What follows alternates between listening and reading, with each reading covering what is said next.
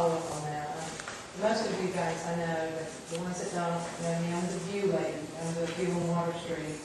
And I need to give Wilmington a major compliment for Kempton Hotel Brand who say they want to come to Wilmington. And what an awesome honor. We're the first mid-market that Kempton's ever considered. They passed Charleston, they passed on Savannah, and they've never done anything smaller than Atlanta or New York, LA. So it is awesome. You talk about spending 24/7 working on economic impact downtown. I sit in a little hole at night, down, across from the project. The last 2 years, solid dealing with funding. And the banks, let's say the lights are out, there are funding opportunities out there. And we probably had over 100 approach us. Out of 100, maybe 5 were legit. We had to hire a private investigator to cull these votes. And they're approaching all developers and just ripping them off. My biggest thing right now is working on federal and local enablement to help each other. I don't want to go to the city and the county and say, give me money, but let's work out a system. These projects generate jobs, tax base, property tax, which is an issue down there. We don't have much property tax because everything's public. The downtown regional unemployment here is 17.2%, and it's not widely known. So we just found out that we do qualify for foreign investment, the EB-5 funding, which is great because instead of us sending money to India to generate jobs, the Chinese are sending their money here to generate jobs for us, and that's a wonderful opportunity. After all the research, there's very little. You mentioned self-help. They've locked the doors. They're supposed to be mandating the new market tax credit funding in this area. They're gone. Raleigh, and I'm from the Raleigh area. I can tell you Raleigh doesn't pay attention to Wilmington. And I have 14 partners in Wake County that, when the economy changed, they said, put the View on ice. And, I already had a heart for this community. I knew the potential. And I said, I can't do it. I'll stay here and I'll work for free for 2 years to keep this project going. And we do have funding offers out there, but there are other projects in the downtown market that need to happen. We're working on one right now. I can't give a lot of detail, but would bring in about 87 residences for age-restricted market rate rentals. So the people that thought they were going to retire early and buy their house at the golf course and their 401's gone, it gives them the ability to move to our downtown community health club downtown. And we've actually had a grocery store take us seriously for change, which they laugh. We don't have enough rooftops. So there are things that are starting to happen, but the biggest challenge for us is getting the government to enable, work together, because there's some really creative funding opportunities out there. Okay. Let's see. Are there other folks in the audience that are not?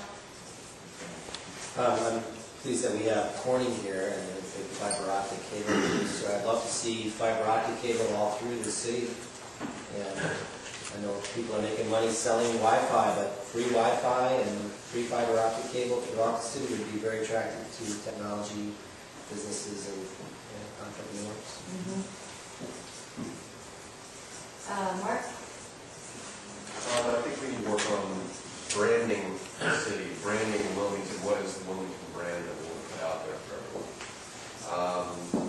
Just like a corporation that can't brand itself ultimately loses in the marketplace, we're going to be losing out on our customers, our potential residents, and not being able to articulate what that brand is. I think one way to go about that is to isolate and identify some industries here locally that we want to identify as our niche, what we do. Do we want it to be biotech? If so, let's make a push to recruit those types of industries down. We have a very good head start in marine sciences here, due largely to the Southeast Biotech Center being down here, as well as a lot of what Cape Fear and UNCW have put together, particularly the Mar Bionics Center ALPS at UNCW Marine Research Facility. Whether it be that, great. Whether we want to make it it's strictly tourism, history, culture, make that our brand. Great. Whatever it is, let's identify something and go with it.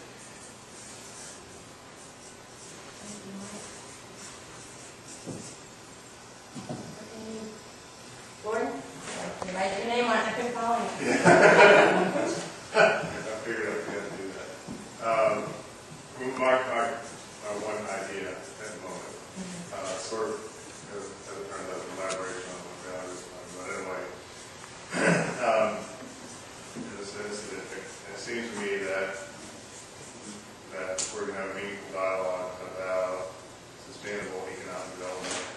You have to first resolve yourself to the idea of development, economic development in general, whether it's sustainable in the long term or short term, and how you quantify that, I think it's kind of challenging. But to get to the point, one of the things that is lacking, in my humble opinion, is attention to the way that the arts community might be able to influence neighborhoods, bring people here, keep them here. When you have people who are in your community who want to stay there, that is a starting point for strong economic development. And if it's strong, it will be sustainable.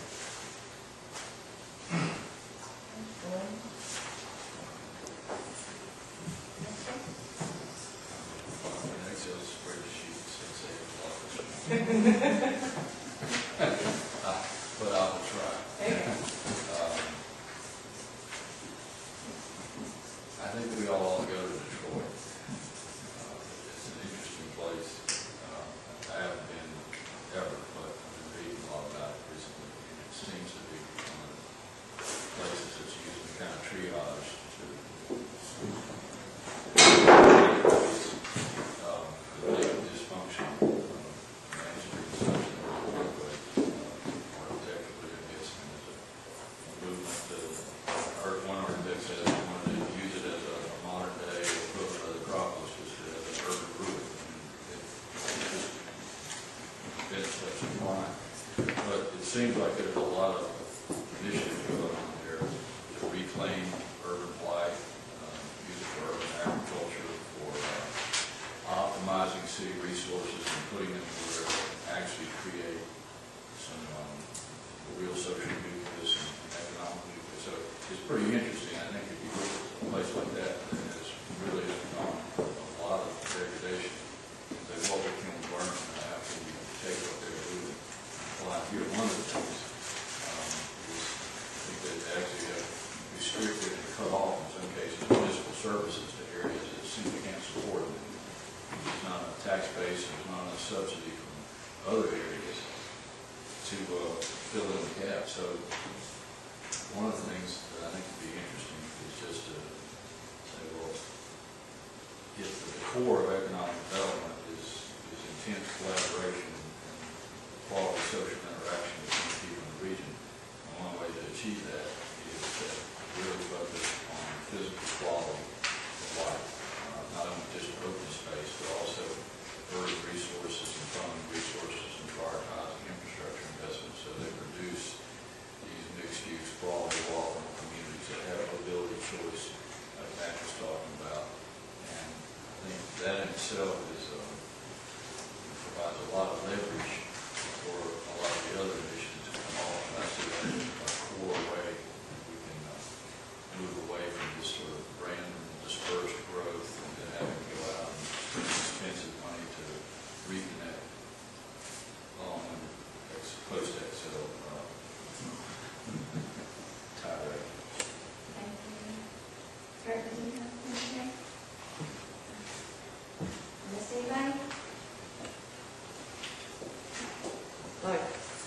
I'll just mention my one of my favorite ideas. We had to list ours way in advance, and I didn't bring my list with me. I sort of mentioned one idea in my intro, but and that was having a staffer. That I think that's a good one. But I think a better one is this certified entrepreneurial community program out of Advantage West. So in the Asheville region, they have their own larger multi-county region for economic development, like our NC Southeast, they have something called Advantage West. Advantage West thinks long and hard about rural communities and how to grow their economies, and they formulated something that allows communities to determine what they have and what they need in order to grow entrepreneurial businesses. There's a set of guidelines for starting and assessing your community, but also some ways to get from here to there. And it's a solid program that's been well developed and implemented in other parts of the state. So I think it's something that Wilmington could pursue as a way of dedicating ourselves to the idea of pursuing entrepreneurial growth by cataloging, understanding, and growing the resources that are needed to grow entrepreneurial businesses. All right, so at the moment, I'm going to... I'm cataloging, but I had 5, and some of them have been repeated. I don't know, not to lambast. Education has 2 components, and I think we've had our school board discussion, and then which dealt a lot with STEM and K-12. One of my things would be moving here and having lived in a couple different cities, especially being educated in Boston and Cambridge and Cincinnati as well, which is a good college city. The town-gown relationship of this place is atrocious. When you first come to town, you have no idea where UNCW is. They give nothing really back to the community. They're kind of like a void, a donut hole in the center of the city. Similarly, I'd say UNCW. What's their gift to downtown? Right now, it's 1 parking deck, a new parking deck. They're putting a classroom building in, but something about this, there needs to be more of a give and take. I think that would really help. Because most other cities that have this kind of creative class, this identity, everybody loves to talk about Ann Arbor, Austin, Madison, those types of places. It isn't here, and it could be, but right now we have a very suburban campus. CFCC has one really suburban campus, but the downtown campus has become more a commuter school where you drive in, take a class, and leave. So down here to drink, true. Then they drink, and then they drive from the parking lot. Breathalyzers in the parking lot. Quality of life. All right, we are going to group these topics. What I'd like to do at this time is just invite everybody to take a quick break, have a snack, get a beverage if you like, and maybe share some ideas, talk to some of the people that have maybe expressed some ideas that are similar to yours, and then we're going to put topics on the city pages and want to maybe have another little dialogue just around some breakdowns of the topics. So take about a 5-minute break and we'll gather back. Snacks.